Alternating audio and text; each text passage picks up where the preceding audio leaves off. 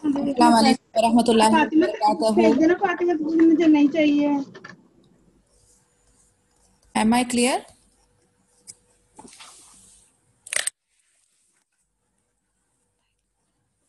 Rabbi Yes, ma'am. All right. Rabbi shrah li sadri wa yassir li amri wahlul 'uqdatam min lisani yafqahu qawli. Today we start the 36th session of Ar-Rahiq Al-Maktum the Seal Nectar, biography of our noble prophet. We are on the page number 355. Okay, कल हमने पढ़ा था जहां पर हमने and किया था कि अज़ुबैर बिन अल-अव्वाम रदियल्लाहु अन्हु जो है वो सामने आए और उन्होंने तलहा बिन अबी तलहा लबदारी की जो मक्कन आर्मी के थे स्टैंडर्ड बेरर, उनको कत्ल कर दिया था और जिस पे नबी सल्लल्लाहु अलैहि वसल्लम बहुत खुश होके उनको अप्रिशिएट कर रहे थे. The fighting that centered around the standard bearer. The battle soon started and all over the battlefield the fighting grew fierce. The majority of the fighting took place around the standard bearers. After the death of their leader Talha bin Abi Talha, Banu Abduddar transferred the mission of being the standard bearer to Talha's brother Uthman, who had ran forward and seized the standard which lay by the lifeless body of his brother.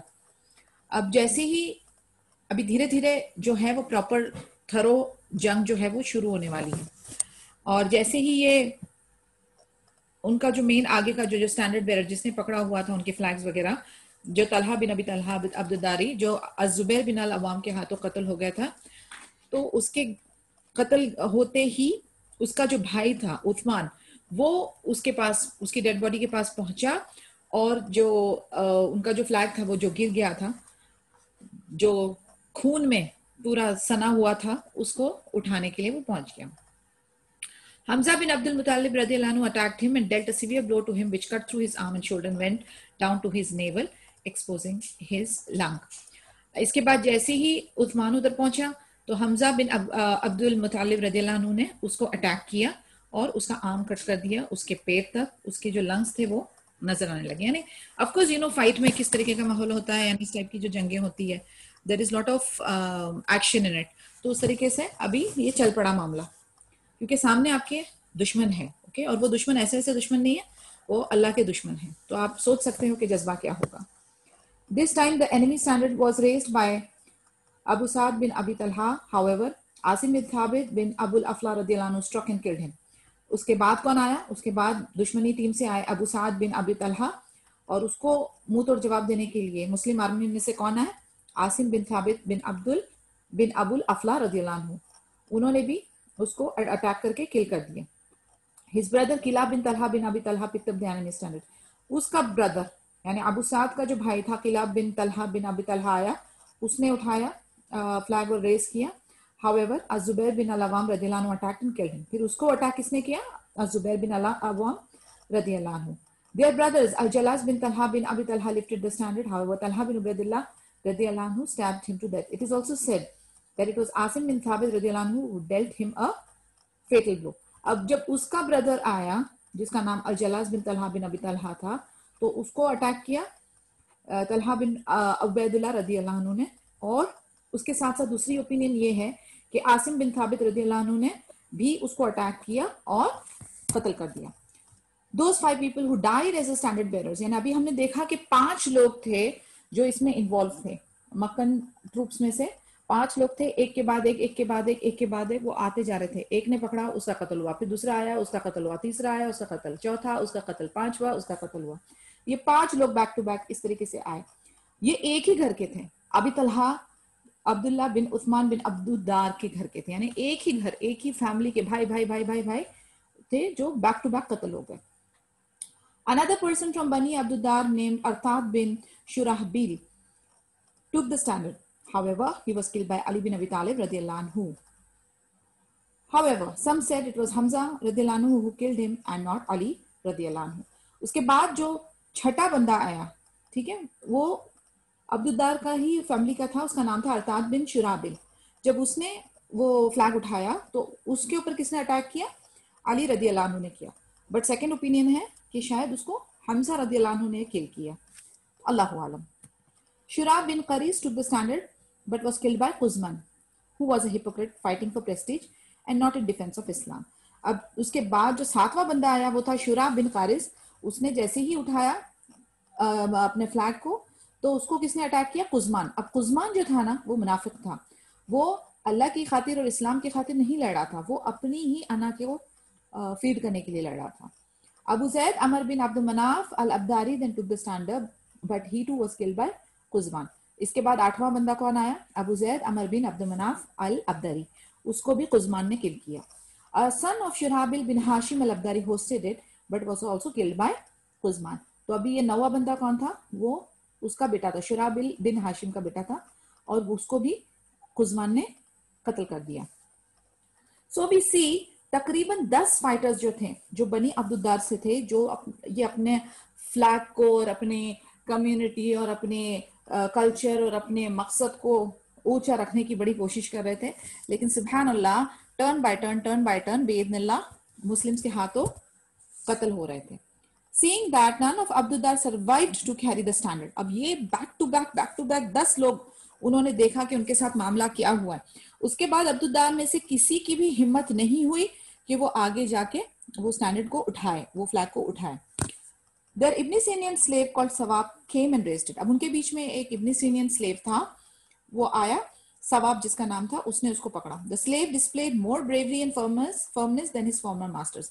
अब आप देखें, ये slave है, ये नौकर है, और इसने बहादुरी दिखाई. मोर देन द मास्टर्स, जो उसके मास्टर्स थे उन लोगों को डर आया, खौफ आया, लेकिन ये उनसे ज्यादा बहादुर साबित हुआ, ये सामने आया उठाने के लिए.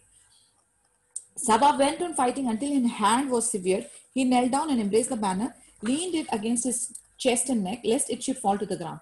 He remained fighting until he was killed. After the death of Sawab, the slave, the standard fell on the ground and remained there as there was no one to carry it. अब सवाब ने अपनी बहादुरी दिखाई, वो सामने आया, उसने फ्लैग उठाया और उसने बहादुरी से लड़ना भी शुरू किया. उसका हाथ जो है बुरी तरह से इंजर हो गया. वो लड़ता रहा, और फिर उसके बाद उसने जब देखा कि वो बिल्कुल निढाल और बेहाल हो गया और मरने के कागर पे पहुंच गया, तो उसने क्या किया, वो फ्लैग को अपने चेस्ट और नेक से लगा दिया ताकि उसकी बेहुरमती ना हो और वो जमीन पर ना गिरे. लेकिन जब वो कत्ल हो गया तो वो फ्लैग नीचे गिर गया और फिर वहीं पर ही पड़ा रहा, और किसी में इतनी हिम्मत नहीं हुई कि वो आकर उसको उठा सके. Subhanallah. Other clashes. While the brunt of the battle centered around the standard, bitter fighting was also going on everywhere on the battlefield. The spirit of faith overwhelmed the Muslims' ranks and they rushed upon the idolaters as an overflowing destructive flood that destroys all dams and barriers standing in its way. Martyrdom was their announced motto on that day. अब जो है वो proper बिल्कुल Brunt यानी जो जंग थी वो शुरू हो गई सेंटर में, और बिटर फाइटिंग हर जगह पे दिख रही थी. सब एक दूसरे के साथ जूझ रहे थे, मार रहे थे, अटैक कर रहे थे. और वो जो है मुस्लिम्स जो हैं वो बुत परस्त और मुशरिकों के पीछे भाग रहे थे, और ऐसा लग रहा था जैसे कि यानी खून की नदियां बह रही हैं. और destructive flood that destroy all dams, उसके बाद आसपास जो पानी के जो डैम्स वगैरह थे उसको भी डिस्ट्रॉय कर दिया जा रहा था. हर जगह पर शहादत, जैसे एक शहादत जो है वो हर तरफ गूंज रही थी, और वही एक मकसद या मोटो ऑफ द डे बना हुआ था. Recognized by the red bandana wound around the head, Abu Dujana radiallahu anhu came forth with the sword that the Messenger of Allah sallallahu alaihi wasallam had given him, determined to fulfill what was due to it at all cost. He slew all the idolaters, came in front of him, splitting and dispersing their ranks. हमने जो कल पढ़ा था, अबू दुजाना जिनको नबी सल्लल्लाहु अलैहि वसल्लम की तलवार मिली थी, और उनका एक और एक खासियत क्या थी कि वो जब बड़े फोर्स में या जोश में आते थे तो वो अपने सर पे हेडबैंड बांध देते थे, तो सबको पता चल जाता कि अभी वो फुल एक्शन में आएंगे. तो पीपल कुड रिकॉग्नाइज हिम कि ये अबू दुजाना है, और ये नबी सल्लल्लाहु अलैहि वसल्लम ने जो उनको तलवार दी है उसका पूरा अच्छी तरह से भरपूर इस्तेमाल कर रहे थे. वो बुत परस्तों को, मुशरिकों को, काफिरों को अच्छी तरह से डील कर रहे थे. He was attacking them fearlessly. Az-Zubair bin al-Awwam ने कहा, I was saddened when Allah's Messenger sallallahu alaihi wasallam refused to give me the sword, instead giving it to Abu Dujana. I said to myself, I am his maternal cousin, the son of his aunt Safiya from the Quraysh. I was the first to ask for the sword, but he favored him over me. By Allah Azza wa Jal, I will watch how he behaves with it. I followed him. I saw him take out his red bandana and wrap it around his head. Seeing him like this, the helper said, Abu Dujana has worn the bandana of death. Then he set out reciting loudly, I am the one with whom my close friend made a covenant while we were under the palm trees on the mountainside. The covenant that we made was that I should not fight at the rear, but fight at the front heroically with the sword of Allah सुबहान तआला and his messenger सल्लल्लाहु अलैहि वसल्लम। अभी इंसानी कैफियत बताई जा रही है। जब ये डिस्कशन इनका फाइट से पहले चल रहा था तो सब लोग जो है वो आगे बढ़े थे साहबा नबी सल्लल्लाहु अलैहि वसल्लम की तलवार को लेने के लिए। तो नबी सल्लल्लाहु अलैहि वसल्लम ने अबू दुजाना रदियल्लाहु अन्हु को सिलेक्ट किया और उनको दिया। इस बात से अज़ुबैर बिन अल अवाम रदियल्लाहु अन्हु जो थे वो ज्यादा खुश नहीं थे। वो उनके कजिन थे क्योंकि नबी सल्लल्लाहु अलैहि वसल्लम की जो खाला सफिया रदियल्लाहु अन्हा थी उनके बेटे थे वो। तो वो कहते हैं कि मैं उनका क्लोज कजिन हूँ, मैं कुरैश से हूँ और मैंने मांगा था तो मुझे नबी सल्लल्लाहु अलैहि वसल्लम ने वो देना चाहिए था तलवार, लेकिन उन्होंने अबू दुजाना को दिया। तो उन्होंने क्या किया, उन्होंने अबू दुजाना को फॉलो किया कि मैं देखूं क्या खासियत थी या क्या वजह थी या what was the reason that नबी सल्लल्लाहु अलैहि वसल्लम ने अबू दुजाना को सिलेक्ट किया। तो उन्होंने देखा कि तलवार को लेते ही अबू दुजाना आगे बढ़े, अपना रेड बंडाना रैप किया और फिर आगे पहुंचने लगे। अबू दुजाना को रेड बंडाना बांधते ही अंसार क्या कहने लगे कि अभी उसने ये बंडाना ऑफ डेथ पहना है, यानी उनकी वो खासियत थी कि अगर उसने वो रेड बंडाना पहना मतलब वो पूरा एक्शन के लिए तैयार है, फुल रेडी है और वो पूरा कहर जो है दुश्मनों के ऊपर नाजिल करेगा। एंड देन वो लाउडली अबू दुजाना रदियल्लाहु अन्हु लाउडली कहने लगे, वो कहते हैं कि मैं क्लोज फ्रेंड हूं उनका जिनके साथ मैंने अक़द किया था, कोवेनेंट किया था।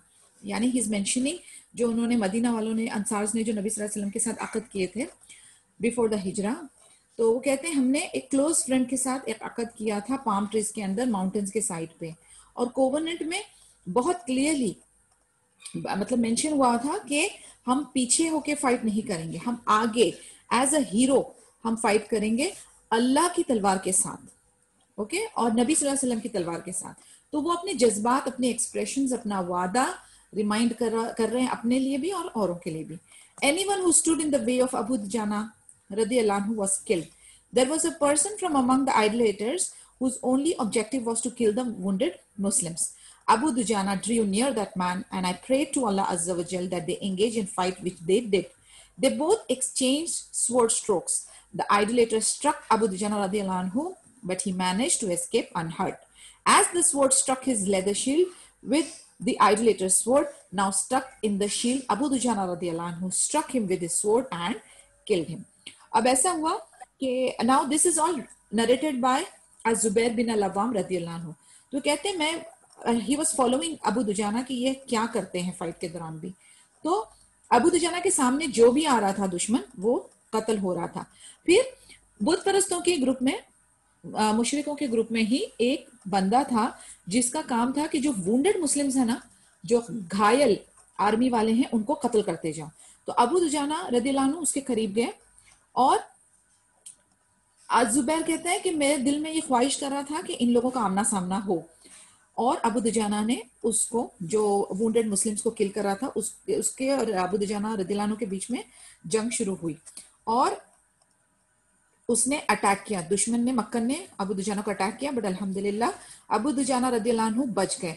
और वो जो मुशरिक था उसकी जो तलवार थी वो उनकी ढाल में अटक गई, यानी दुश्मन की तलवार अबू दुजाना रदियल्लाहु अन्हु के ढाल में अटक गई। अब अबू दुजाना ने उसको अपनी सोर्ड से अटैक किया और कत्ल कर दिया। He then rushed into the thick of the battle to kill a person who was inciting the enemy against the Muslim. फिर वो बिल्कुल जो जमघट था, लोग थिक ऑफ बैटल था, बड़ी किस्म की जंग जहां जिस एरिया में चल रही थी वो उसके बीच में पहुंचे और उधर उनका सामना उस आदमी से हुआ जो मुस्लिम्स के अगेंस्ट मक्कन्स को जो है इंसाइट और भड़का रहा था। When he approached the person, they shrieked, and behold, it was a woman. Abu Dujana spared her, saying, I respect the sword of the Prophet too much to use it on a woman. That woman was Hind bin Utbah. अब जब ये इस जगह पर पहुंचे तो उन्होंने देखा कि वो जो एक पर्सन है जो लोगों को भड़का रहा है वो कोई और नहीं, औरत थी। और वो औरत कौन थी? अबू सुफियान की वाइफ हिंद बिन उतबा। तो अबू दुजाना रदियल्लाहु अन्हु ने क्या किया? उसको कत्ल नहीं किया, बल्कि कहा कि मैं एहतराम करता हूँ नबी सल्लल्लाहु अलैहि वसल्लम की तलवार का, और हम इस तलवार को औरत के ऊपर यूज नहीं कर सकते। सुभान अल्लाह। अब आप देखें मॉरल्स, वैल्यूज, ओके, आप देखें कि ये अपने इखलाक, अपने कैरेक्टर्स, ये जो है ना उससे नीचे कभी भी नहीं आते थे। चाहे हालत जंग की हो, चाहे हालत अपने जान पे बनाती हो, चाहे कुछ भी हो जाए, ये अपना कैरेक्टर नहीं छोड़ते थे। ये अपनी एक ग्रेस, अपनी वैल्यूज, अपने मॉरल से नीचे नहीं आते थे। सुभान अल्लाह। इसमें हमारे लिए इतना बड़ा लेसन है कि हम भी जब तक सब चीजें ठीक चल रही है, the boat is selling finally and nicely, हम बहुत अच्छे हैं। जरा सा कुछ एक ऊपर नीचे होता है और हम जो है ना एकदम पागल हो जाते हैं। हमें कुछ वैल्यूज याद नहीं रहती, हमें अपनी इस्लामिक प्रिंसिपल्स याद नहीं रहते, हमें हुस्न इखलाक याद नहीं रहता, हमें कि क्या बात करनी है, कौन से कलिमात यूज कर रहे हैं, हमें नहीं रहता पता। हम जो है वो अपना आपा जो है वो खो देते हैं in the moments of crisis, in the moments of anger, in the moments of distress, in the moments of pain, in the moments of emergency. हम अपने आपे में नहीं रहते हैं। लेकिन हमें किस चीज की प्रैक्टिस करनी है? हमें इसी चीज की प्रैक्टिस करनी है कि हालत कैसे भी हो, लेकिन हमें अपनी असल नहीं छोड़नी है। हमें हमेशा ये ध्यान रखना है कि हम अच्छे दिनों में भी एक अच्छे मुस्लिम बने और बुरे दिनों में भी हम अच्छे मुसलमान ही रहें। हमें अपने कैरेक्टर से नीचे नहीं उतरना, हमें अपने मॉरल्स को नहीं छोड़ने, चाहे कुछ भी हो जाए हमें हक का साथ देना है। क्योंकि हमारा जो सौदा है वो इंसानों के साथ नहीं है, हमारा सौदा है अल्लाह अज़्ज़ व जल के साथ। हमारा कौन हिसाब किताब करेगा? हमारी अच्छाइयों को, हमारी कुर्बानियों को, हमारे सब्र को कौन अंजाम देगा? वो है अल्लाह अज़्ज़ व जल। इंसानों के साथ हमारा कोई लेना देना नहीं है। और अगर आप कोई भी अमल, कोई भी अच्छे काम अगर सिर्फ इंसानों के बदले के लिए कर रहे हैं, या आप इसलिए कर रहे हैं कि आपकी दुनिया में कोई आपकी वाह वाह हो या आपको लोग पसंद करें, तो वो रियाकारी होगी। और रियाकारी इज अ माइनर शिर्क, और रियाकारी आपकी नेकियों को जला के तहस नहस कर देगा। तो मैं अपने आप को और आप सबको बार बार इस चीज के लिए इंशाल्लाह रिमाइंड करती रहूंगी कि बिल्कुल सेल्फलेस होके आप काम करें। जो भी आप नेकियां करें आप सेल्फलेस होके करें। आप अच्छे अमल जो करें छुपा छुपा के करें। आप अगर वो आया, चंद चीजें आया होती हैं, you can't avoid certain things which is very apparent, लेकिन अगेन अल्लाह सुब्हानहू व तआला आपकी नियतों को जानते हैं और हर अमल जो है वो नियत के दारोमदार पे है। बट आप कोशिश डेफिनेटली ये करें कि आप किसी भी अच्छी चीजों का, नेकियों का और कामयाबियों का क्रेडिट अपने हाथ में, अपने आप में ना लें। Never say I did this, I am the one, I am special, I am better, I am pious, I, ये जो आई है ना, आई, मी और माई सेल्फ, ये अपनी जिंदगी से निकाल दें। हमारी कोई हैसियत है ही नहीं, हमारी कोई भी औकात नहीं, हमारी कोई कैपेसिटी नहीं, हमारा कोई स्किल नहीं। हमें सिर्फ और सिर्फ अल्लाह की तरफ से तौफीक मिलती है। then and then only you are able to do something। तो कभी भी इस चीज का यानी ये मेरी आप एक लाइफ टाइम के लिए नसीहत समझ लें, never take credit for anything. whatever good, whatever khair is happening through you is because Allah is rooting it through you। ये इसमें अल्लाह की मर्जी शामिल है, क्योंकि जब तक कि अल्लाह की मर्जी शामिल नहीं होगी, आप देखेंगे कि सुभान अल्लाह मिलियनर होंगे लेकिन उनसे एक दिनार का भी सदका पॉसिबल नहीं होगा। And there will be a very poor person जिसकी कमाई बिल्कुल कम है लेकिन उसके हाथों बहुत सारी खैर हो रही होगी। एंड कितने लोग हैं जो बहुत टैलेंटेड हैं, उनके पास नॉलेज का भरमार है लेकिन उनसे किसी को, एक बंदे को फायदा नहीं पहुंच रहा होगा। और एक होगा जो बेचारा लिमिटेड नॉलेज वाला बंदा है, स्ट्रगल कर रहा है, वो अभी भी दीन इस्लाम सीख रहा है लेकिन उसकी वो लिमिटेड नॉलेज से लाखों लोगों को माशाल्लाह फायदा पहुंच रहा होगा। ये सब अल्लाह की तकसीम है। और ये तकसीम कैसे होती है? जब हम कंटिन्यूसली अल्लाह से दुआ करते हैं, या अल्लाह हमको उस लायक बना दे कि हम दीन की खिदमत कर रहे हैं। अल्लाहुम्मा वफ़िक़ना लिमा तुहिब्बु व तर्दा, अल्लाहुम्मा इस्तखिदमनी वला तस्दब्दिलनी। यानी ये सारी दुआएं हम करते रहते हैं कंटिन्यूसली, तब जाके अल्लाह आपको सिलेक्ट करता है। और जब अल्लाह आपको सिलेक्ट कर लेते हैं तो आप फिर आपकी ट्रायल शुरू होती है कि अब आप कैसे करोगे। सी, सक्सेसफुल होना इज नॉट डिफिकल्ट, लेकिन सक्सेसफुल होने के बाद उसको मेंटेन करना जो है वो आपका रियल चैलेंज है। आपके अंदर कहीं तकब्बुर तो नहीं आ रहा, आपके अंदर कहीं रियाकारी तो नहीं आ रही, आपके अंदर कहीं वो घमंड तो नहीं आ रहा, क्योंकि शैतान अब आपके साथ खेलेगा। तो मैं इस चीज को आपको बार बार रिपीट करूंगी कि गेट योरसेल्फ वेरी क्लियर, आजिज रहें, ग्राउंडेड रहें, अपने आप को कोई एक बहुत बड़ी चीज ना समझें, और जो भी नेमत है, जो भी सलाहियतें अल्लाह ताला ने आपको दी है, उसका इस्तेमाल अपनी उम्मत के लिए, अपनी कम्युनिटी के लिए करें, और दीन इस्लाम के लिए करें, और अपने आप को जमीन पर रखते हुए करें। मे अल्लाह मेक अस अमंग दोस्त कि हम ये सारी आजिजी और अच्छे हुस्न अखलाक को हमेशा अपने साथ लेकर चलें till the end of our time, and may Allah be please with us, आमीन या रब। So we see that describing the same incident, Az-Zubair bin al-Awwam radiallahu anhu said, I saw Abu Dujana raising a sword directly over Hind bin Utba's head, but he removed it, saying to myself, Allah subhanahu wa ta'ala and his messenger sallallahu alayhi wa sallam know best, meaning know why he acted like that. यानी अबू दुजाना ने तलवार उठाई हिंद बिन Utba के ऊपर, but फिर निकाल दिया और फिर कहा कि अल्लाह सुब्हानहू व तआला और नबी सल्लल्लाहु अलैहि वसल्लम इसके बारे में जानते हैं बेटर कि वो उसने ऐसा क्यों किया। हमजा बिन अब्दुल मुत्तलिब रज़ियल्लाहु अन्हु displayed great acts of bravery against the overwhelming odds. He created chaos and confusions in the disbelieving army. Heroes dispersed from his way as if they were leaves blown away by a strong wind. In addition to his effective contribution to the destruction of the idolaters who defended the standard, he was even more effective at fighting against men of bravery and distinguished horsemen. It was Allah's will that he be slain while he was at the top. He was not killed in a face-to-face fight on the battlefield, which is the normal way of heroes to die. Rather, he was assassinated in a stealthy manner, as was the custom way to kill generous and noble men who were impossible to kill in an honorable face-to-face fight. अभी इधर हम हमजा बिन अब्दुल मुत्तलिब रज़ियल्लाहु अन्हु नबी सल्लल्लाहु अलैहि वसल्लम के one of the favourite चाचा के बारे में बात कर रहे हैं, जिन्होंने बहुत जबरदस्त बहादुरी का मुजाहरा किया। उन्होंने अच्छी तरह से दुश्मनों को इधर तितर बितर कर दिया। उनके जो हीरोज, जो बहुत ज्यादा ब्रेव सोल्जर्स थे, उनको ऐसे भगाया जैसे कि पत्ते, सूखे पत्ते विंड से नहीं उड़ जाते हैं, उस तरीके से उनको भगा दिया। और अपना कंट्रीब्यूशन उन्होंने इतना अच्छा दिया कि जो कोई भी उनका फ्लैग पकड़ रहा था, वो डिफेंड कर रहा था, उनको उन्होंने बड़े बहादुरी से किल किया। इसके अलावा जो आर्मी हॉर्स पर थी, कैवलरी उसे कहते हैं ना, कैवलरी वाले आदमियों को भी उन्होंने बहुत अच्छी तरह से डील किया। और इसी वजह से अल्लाह की ये मर्जी थी कि उनको जो है ना इस मुठभेड़ में एज अ रेगुलर, जिसे कहते हैं ना कि ऐसी फाइट में कोई उनके टक्कर का सामने से दुश्मन आए और उनको कत्ल करे, उस तरीके की मौत उनको नहीं दी। उनको किस तरीके की मौत दी थी?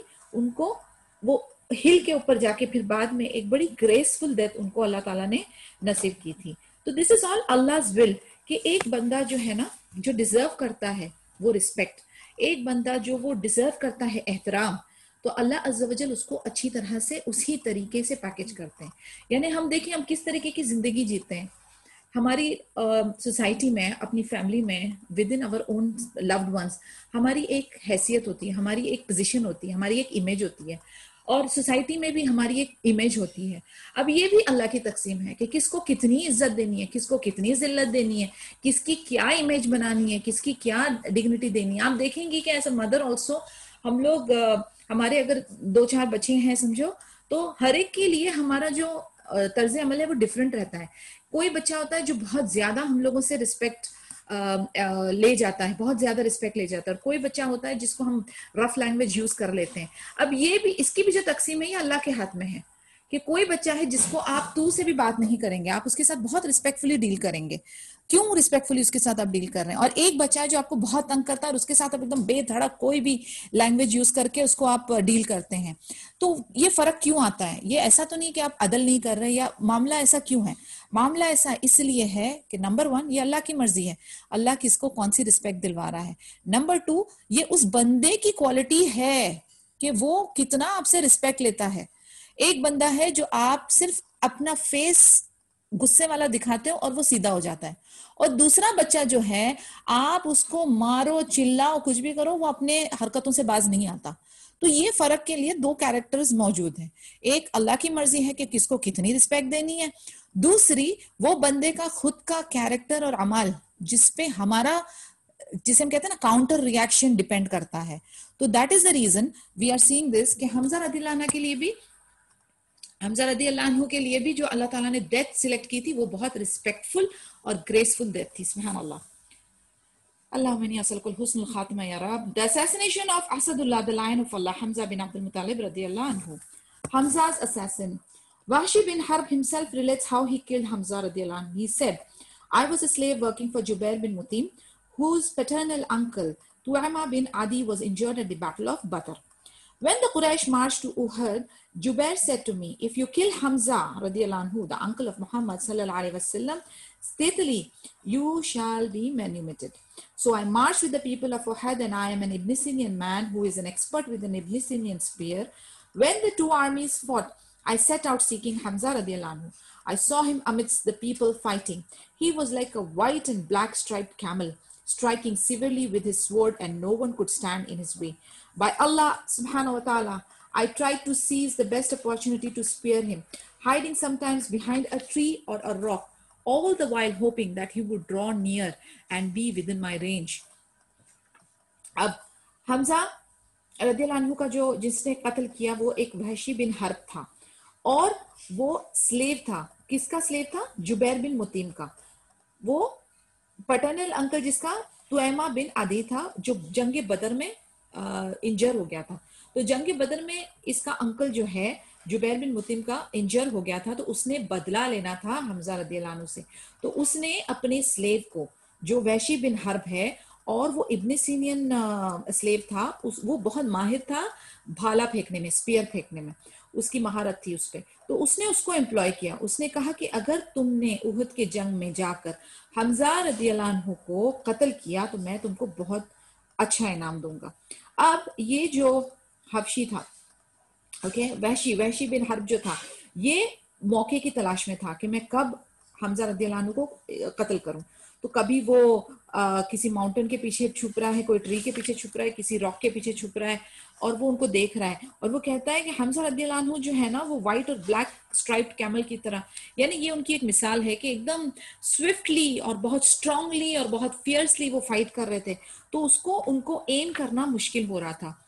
फिर at that moment, I caught sight of Siba bin Abdul Uzza going closer towards him. When Hamza radiallahu anhu saw him, he said, come you, son of a clitoris cutter, for his mother was a circumcised. He struck him with one strong stroke that could not miss his head. At this, I balanced my spear and shook it until I was content with it. Then I threw it and speared him. It went down into his stomach and came out from between his legs. He attempted to move towards me, but he was afflicted by his wound. I left him there with the spear in his entrails until he died. I came back to him later and pulled out my spear and returned to the camp, where I stayed without coming out, as he was my only target. I killed him only to free myself. So as soon as I got returned to Makkah, I became a free man.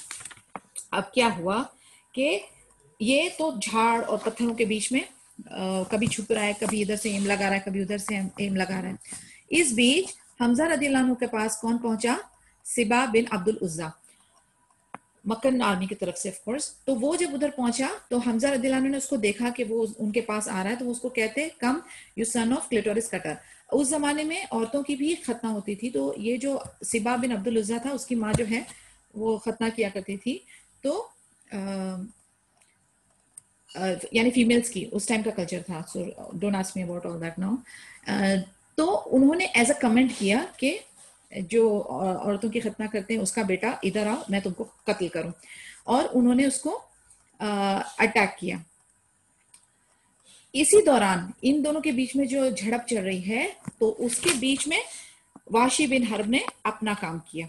उसने spear फेंका और ऐसा फेंका कि उनके stomach से गुजरते हुए उनके पैरों के बीच से निकला। ठीक है, और बहुत खतरनाक है ना, यू कैन इमेजिन किस टाइप का ये जख्म या किस टाइप का ये अटैक होगा। और फिर वो अपना स्पीयर उनके अंदर ही छोड़ के निकल गया। और फिर थोड़े टाइम के बाद वापस आया और अपना स्पीयर निकाल के लेकर गया, और उसकी जो डील थी उसके मास्टर के साथ, जुबैर बिन मुतिम के साथ, कि अगर वो ये काम कर लेता है तो फिर उसके बाद वो फ्री मैन होगा, तो वो मक्का में नो मोर स्लेवरी होगी उसके लिए। Controlling the situation although the death of the lion of Allah, आपको पता है उनको लकब दिया हुआ था लायन ऑफ अल्लाह, असद of Allah, and his messenger sallallahu alaihi wasallam Hamza bin Abdul Muttalib radhiyallahu anhu was a great loss for the Muslims. They still maintained full composure and control over the entire battlefield situation. यानी आप देखें उनकी जो हमजा रदियल्लाहु अन्हु की जो मौत हुई वो हारने से नहीं हुई, he was already fighting with somebody else. उनकी जंग किसके साथ चल रही थी, डुअल जिसे हम कहते हैं ना, डुअल यानी दो आपस में जो लड़ रहे थे, वो सिबा बिन अब्दुल उज्जा थे, ये पीछे से आके इसने वार किया हुआ था।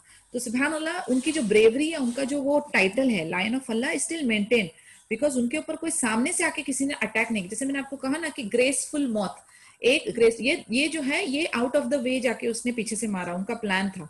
तो एनीवेज उनको उस तरीके से कत्ल किया, लेकिन उनका जो स्टेटस था वो मेंटेन था। अब हमजा रदियल्लाहु अन्हु जो थे वो, उनकी death was a great loss, क्योंकि वो बहुत बड़ी ढाल थे नबी सल्लल्लाहु अलैहि वसल्लम के लिए और मुस्लिम नेशन के लिए बहुत बड़ी ताकत थी। तो वो एक बहुत बड़ा धक्का था, क्योंकि डेफिनेटली नबी सल्लल्लाहु अलैहि वसल्लम का यानी वन ऑफ हिज फेवरेट चाचा, दूसरा as a person, as a personal for the Muslim nation भी बहुत बड़ा नुकसान था। फिर भी यानी इतना बड़ा धक्का लगने के बावजूद, क्योंकि बैटल जारी थी, सब लोगों ने अपने अपने दिमागी तवाजुन को मेंटेन किया, कंट्रोल रखा पूरे बैटलफील्ड पे। On that day, Abu Bakr radhiyallahu anhu, Umar bin al-Khattab radhiyallahu anhu, Ali bin Abi Talib, Az-Zubair bin al-Awwam, Mus'ab bin Umair, Talha bin Ubaidullah, Abdullah bin Jahsh, Sa'ad bin Arabi, and Anas bin An-Nadr radhiyallahu anhuma, all and others fought fiercely, effectively, and efficiently, that they broke down the strong will of the idolaters, scattering them. यानी ये सारे जितने मैंने अभी गिने, ये सब main सहाबा जो फ्रंट लाइनर फाइटर्स थे, उन्होंने कंटिन्यूसली ऐसा गदर मचाया कि सब मुशरिक, सारे बुत परस्तों को स्कैटर कर दिया, यहां वहां वो तितर बितर हो गए।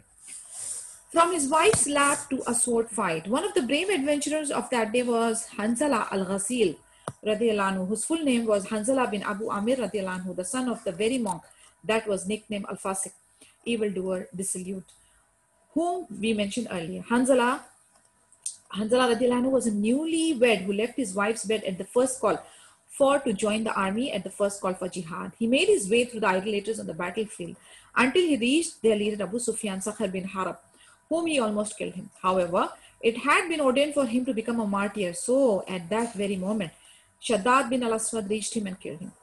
एक और एक जो जिसका किस्सा बहुत हटके और बहुत सामने निखर के आ रहा है, वो है हंजला अल-गसील रदियल्लाहु अन्हु। ये कौन है? हंजला अल-गसील रदियल्लाहु अन्हु, इनका पूरा नाम है हंजला बिन अबू आमिर रदियल्लाहु अन्हु। ये किसका बेटा थे?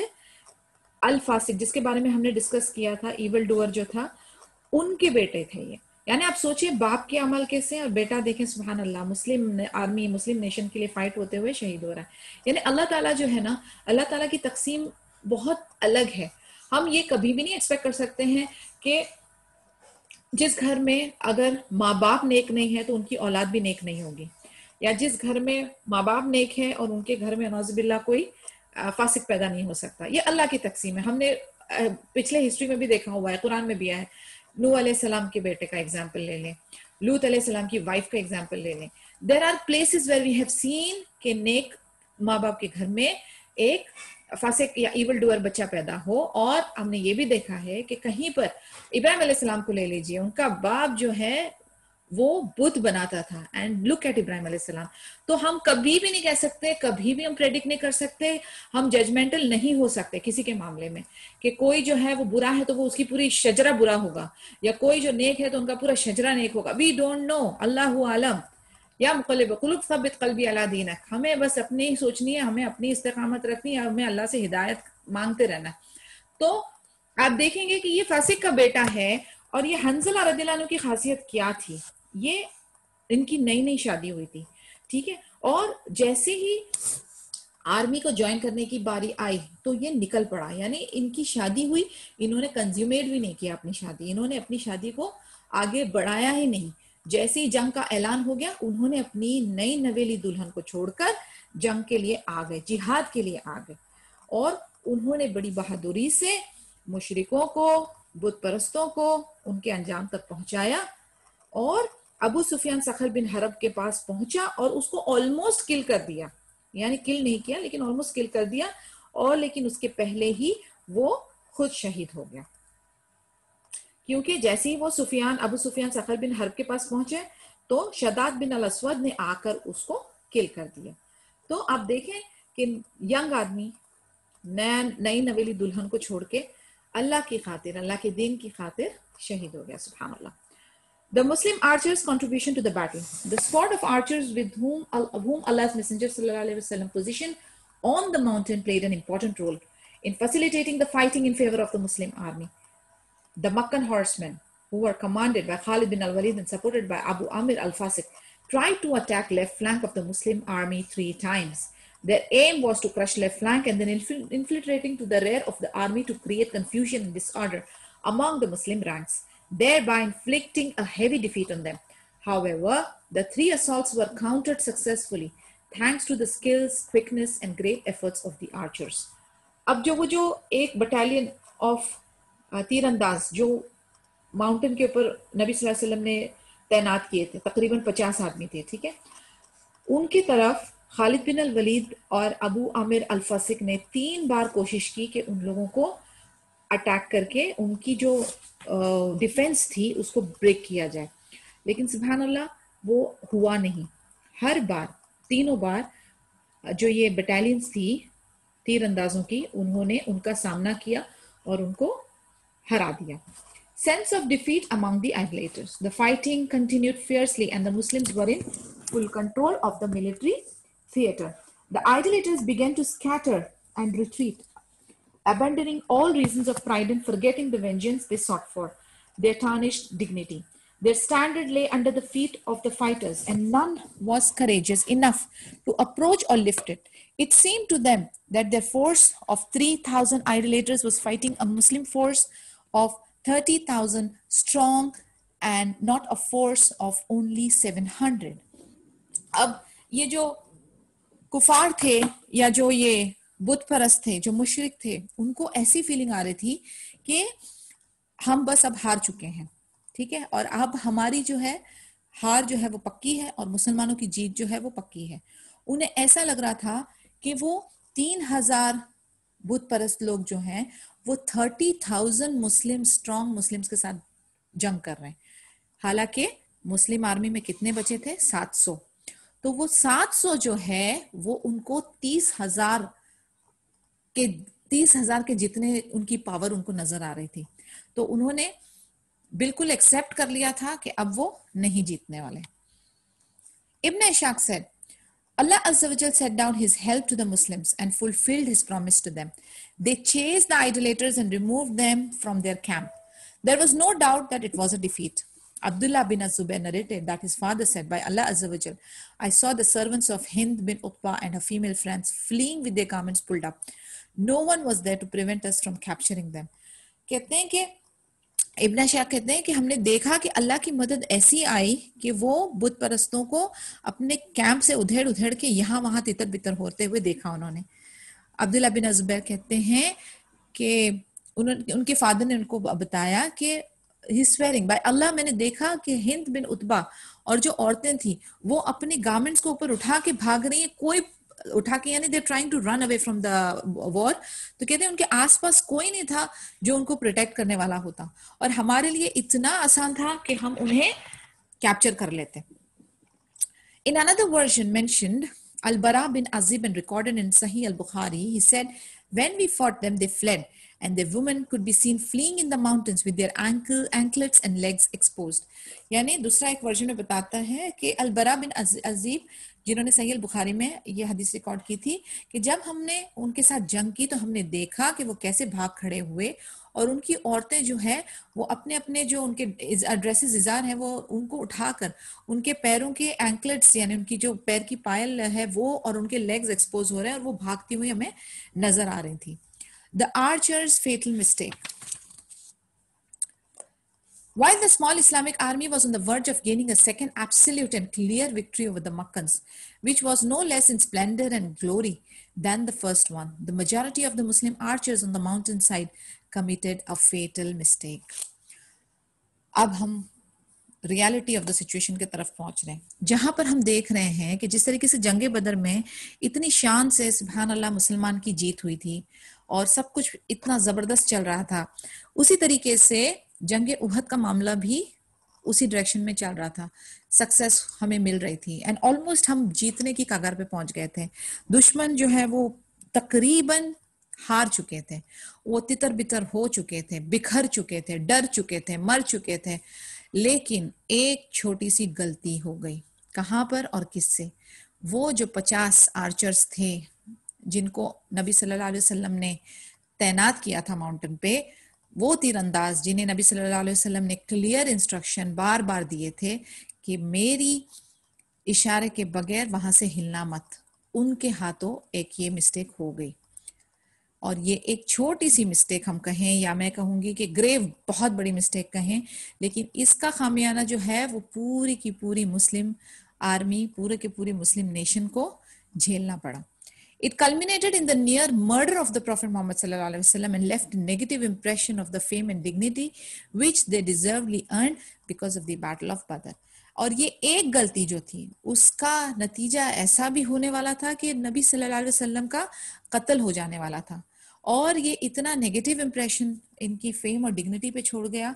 जो इज्जत उन्होंने बदर में कमाई थी उसके ऊपर ये एक गलती ने उस पे दाग लगा दिया।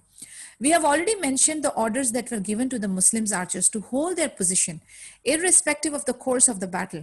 Despite these strict orders and the warning of their leader, Abdullah bin Jubair radiallahu anhu, 40 archers deserted their post.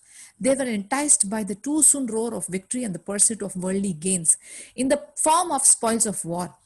The remaining 9 archers and their leader, Abdullah, decided to abide by the Prophet's order and stayed there until they were given the signal to leave, or they all died. As a consequence of this action, the rear of the Muslim army was left inadequately defended. अब ये हुआ कि 50 में से अभी जैसे हमने देखा कि दुश्मन जो है वो इधर उधर भाग रहे हैं सब छोड़ छाड़ के, अब उन्हें कंफर्म हो गया, ये जो आर्चर्स थे 50 आर्चर्स थे, उन्हें कंफर्म हो गया कि हमारी जीत पक्की है। उनमें से 40 जो थे जो बेसब्रे और जिन्होंने नबी सल्लल्लाहु अलैहि वसल्लम के ऑर्डर्स को नहीं माने, नाफरमान, उनको लगा कि अब सब ठीक हो गया है और वो अपनी जगह को छोड़कर नीचे पहुंचे। पीछे कौन रह गए? 40 आ गए तो पीछे 10 रह गए। अब्दुल्ला रदियल्लाहु अन्हु जो उनके लीडर थे और 9 और बाकी सारे उतर गए। अब इससे ये हुआ कि दुश्मन जो थे जो भाग रहे थे उन्होंने इस चीज का अंदाजा लगा दिया कि अब इनकी प्रोटेक्शन जो बैक साइड से मुस्लिम आर्मी को ये बैकअप दे रहे थे वो प्रोटेक्शन खत्म हो गई है। अब आप देखें, इट इज वेरी, हमारे लिए एक ऑफ कोर्स लेसन है कि अपनी जीत जो है ना बहुत जल्दी सेलिब्रेट नहीं करनी है जब तक कि मिशन कामिल ना हो।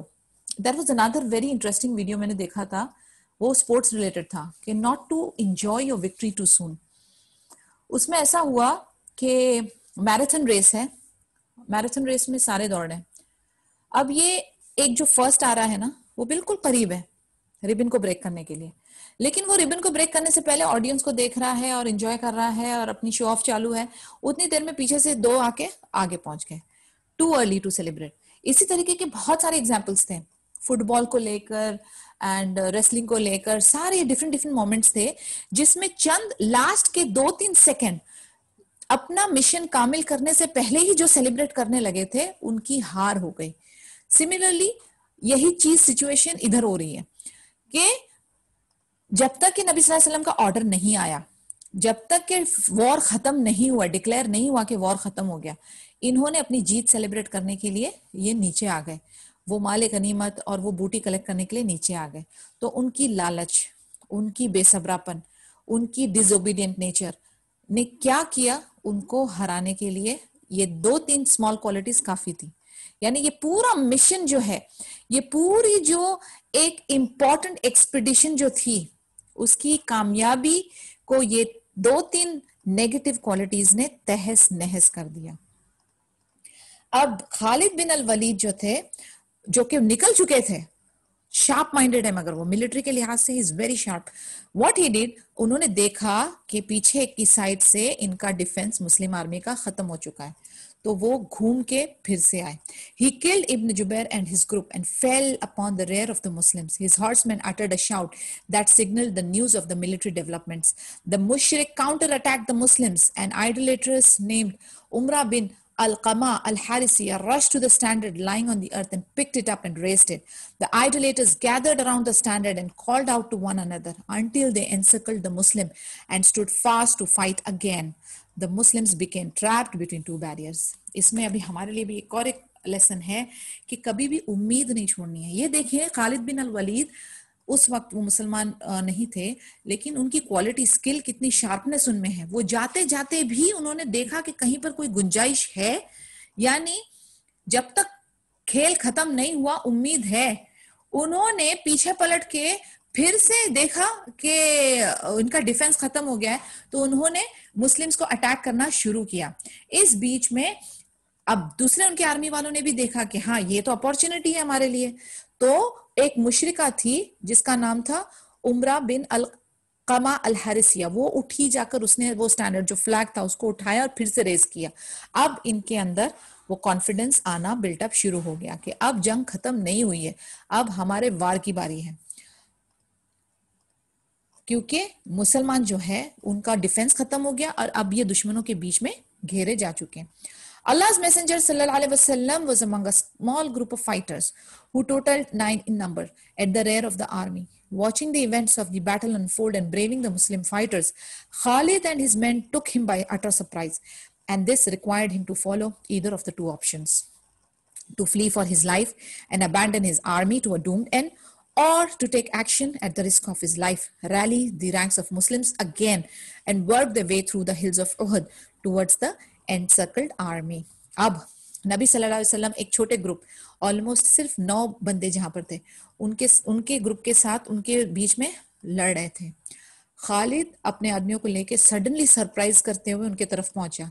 अब नबी सल्लल्लाहु अलैहि वसल्लम के पास 2 रास्ते थे। एक रास्ता था कि अपनी जान बचा के भागो और अपनी आर्मी को तबाह होने को दो, दूसरा कि ऐसा कुछ एक्शन लो और अपनी जान को खतरे में डालो, लेकिन अपने मुस्लिम्स को साथ दो और उनको दोबारा से खड़े होने की उनकी कंडीशन बनाओ, और फिर दोबारा से उहुद के पास जाओ जहां पर उनकी जो थोड़े बहुत लेफ्ट ओवर आर्मी पीपल बचे उधर तक वो पहुंचो।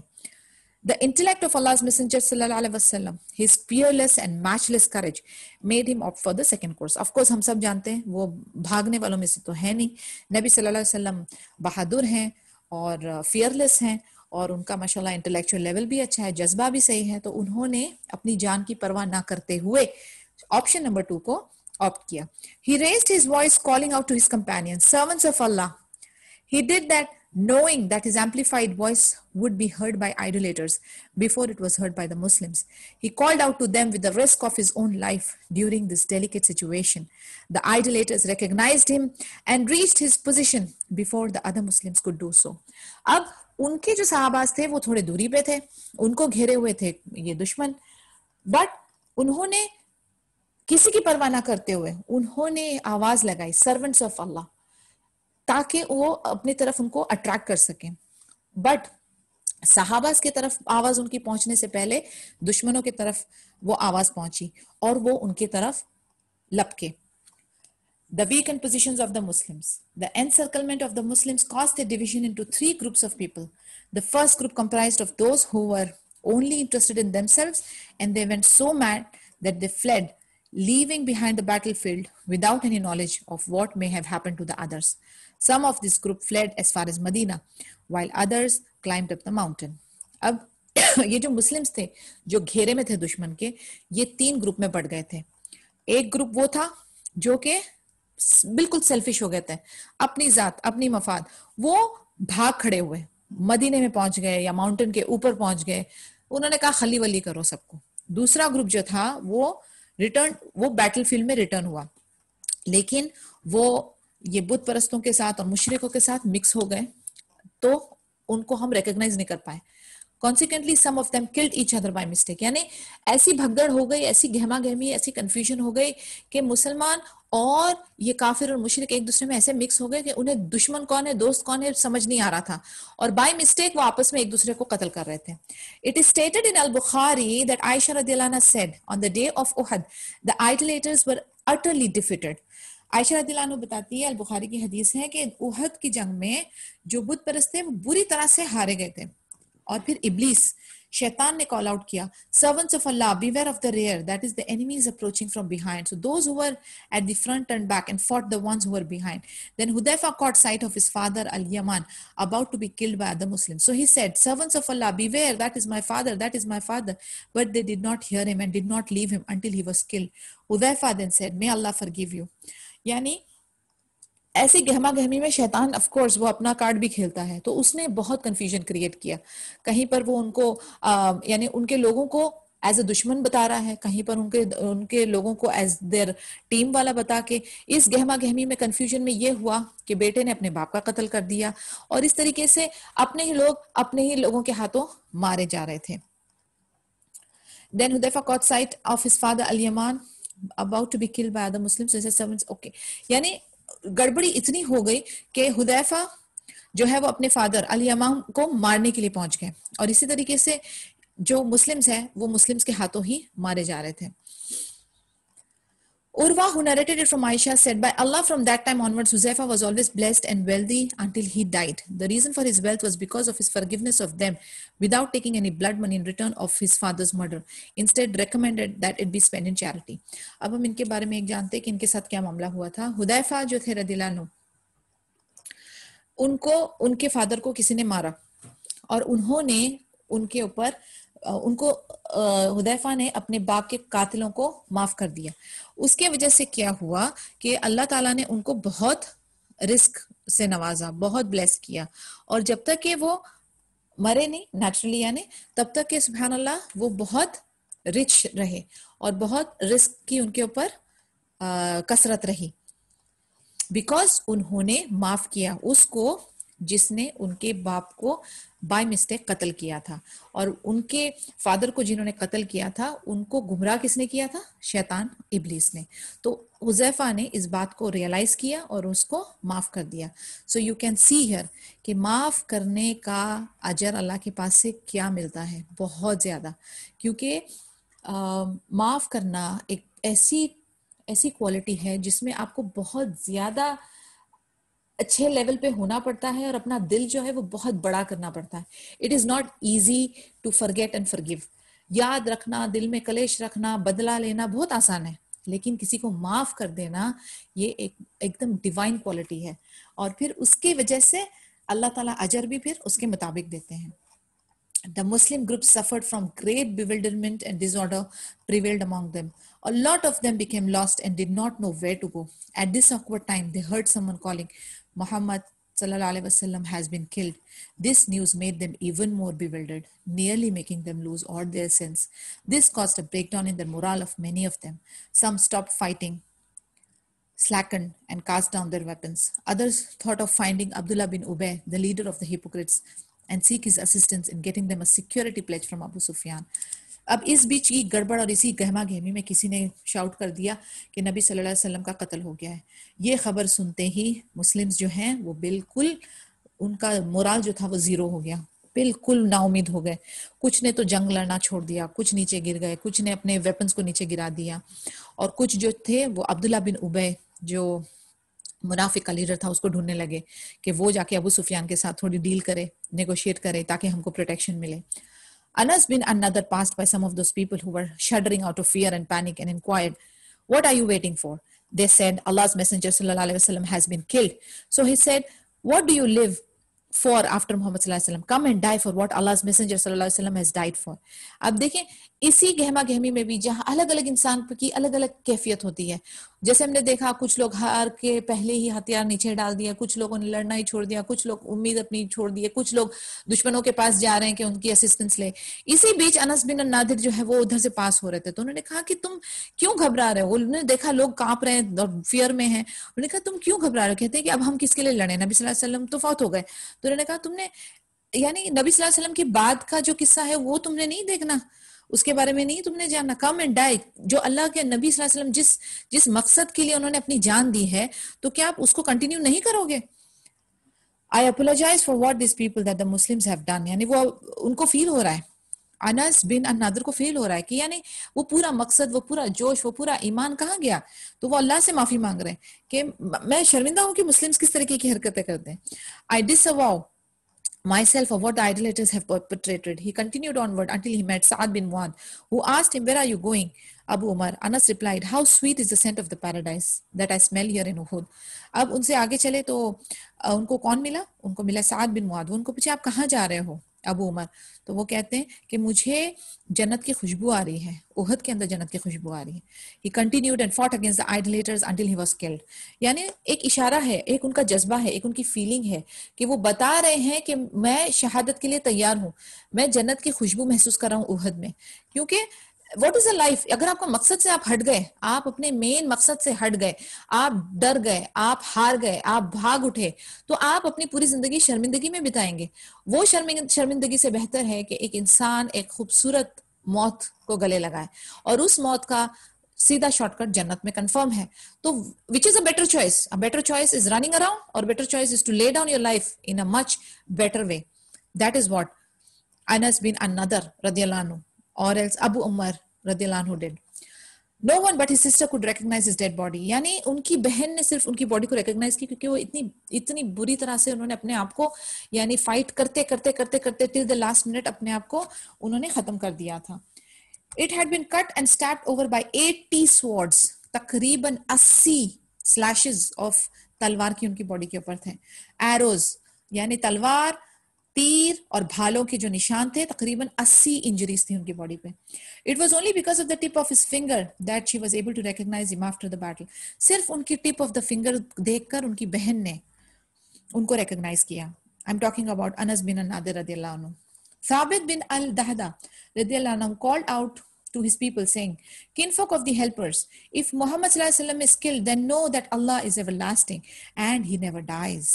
Subhanallah, ऐसे रिमाइंडर्स कितने जरूरी है। देखें आप, साबित बिन अल दहदा रदियल्लाहु अन्हु ने कहा कि मेरे लोग, मेरे कुंबे के लोग, ये बात जहन में रख लो कि अगर नबी सल्लल्लाहु अलैहि वसल्लम का कत्ल हो भी गया है तो कोई प्रॉब्लम नहीं, क्योंकि अल्लाह जो है वो हमेशा रहने वाली चीज है और अल्लाह कभी नहीं मरने वाला है। तो हमें किसके लिए लड़ना है? हम किसी इंसान या किसी एक शख्स या किसी एक पर्सनालिटी के लिए नहीं कर रहे होते हैं, हम अल्लाह के लिए कर रहे होते हैं, और Allah is ever living. Fight in defence of your faith, Allah सुब्हानहू व तआला will help you and you will become victorious. वो कह रहे हैं कि अपने ईमान के लिए आप जंग करें, अपने ईमानों को बचाने के लिए जंग करें, अल्लाह की मदद आएगी और आप कामयाब होंगे। A group from among the helpers joined him and they all attacked a battalion of Khalid's horsemen. He kept on fighting until he and his companions were killed. ये जो अंसार की जो बटालियन थी वो लड़ते रहे खालिद और उनके जो घोड़समैन थे, घोड़सवार जो थे, उनके साथ लड़ते रहे जब तक कि उनका कत्ल ना हो गया। यानी ये सहाबाज भी जो अंसार थे वो मर नहीं गए। और a Muhajir passed by a helper who was besmeared by blood. He said, my fellow, have you heard of Muhammad sallallahu alaihi wasallam's murder? The helper answered, if Muhammad sallallahu alaihi wasallam is killed, then he must have completed the delivery of the message. So fight in defense of your religion. अब ये अंसार के पास एक Muhajir पास हो रहा था और वो देखा उन्होंने कि अंसार जो है पूरा खून में लदा हुआ है। फिर उन्होंने उनसे पूछा कि तुमने नबी सल्लल्लाहु अलैहि वसल्लम के कत्ल के बारे में तुम्हें पता है? तो अंसार ने कहा कि अगर नबी सल्लल्लाहु अलैहि वसल्लम का कत्ल हो भी गया है तो मतलब ये है कि उन्होंने अपना मैसेज जो है डिलीवर कर दिया है और अभी हम अपने रिलीजन को डिफेंड करने के लिए लड़ते रहेंगे। With such boldness and encouragement, the Muslims soon recovered their spirits, came around to their senses and resisted the idea of surrender or contacting the hypocrite. यानी इतनी उन लोगों ने देखा आसपास मुस्लिम आर्मी ने कि किस तरीके से अंसार, किस तरीके से चंद मुस्लिम्स जो है वो अभी तक अपना स्पिरिट को जो है वो लेकर आगे चल रहे हैं, अपनी जानों को निछावर कर रहे हैं। तो फाइनली उनके दिल में भी वो उमंग और वो उम्मीद जागी और उन्होंने फिर डिसाइड किया कि हम जो हैं अपने हथियार नहीं डालेंगे, हम सरेंडर नहीं करेंगे और हम मुनाफिक अब्दुल्ला बिन उबय को भी कांटेक्ट नहीं करेंगे। They took up the arms and resumed the fight in an attempt to make way to the camp, particularly after the news of the prophet's death had been proven to be false.